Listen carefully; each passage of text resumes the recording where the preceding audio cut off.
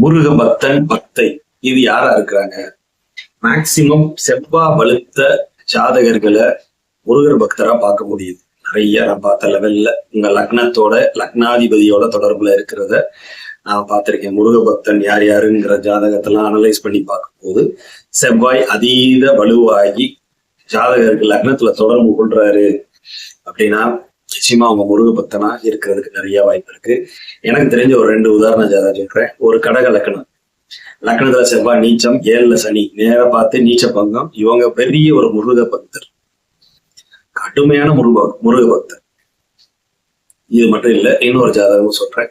ஒரு விருச்சிக லக்ன ஜாதகம், லக்னத்துல சந்திரன், 9ல செவ்வாய், நீச்ச பரிவர்த்தனை 2 பேரும். இவர் ஒரு முருக பக்தர் சின்ன வயசுல இருந்து.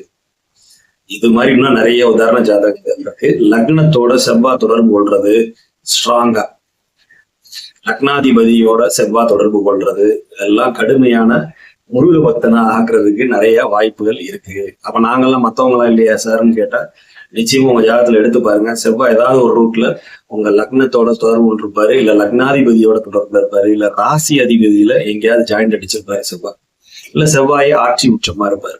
இந்த மாதிரி இருந்துட்டா நிச்சயமா நீங்க அந்த முருகனோட ஒரு அருள் உங்களுக்கு இயற்கையாவே வரவே செய்யும்.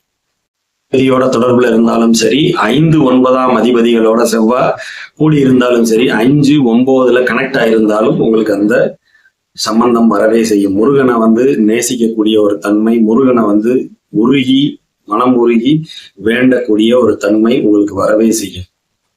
செக் பண்ணி பாருங்க. நான் பார்த்த ஜாதகங்கள்ல இது நிறைய நடந்திருக்கு.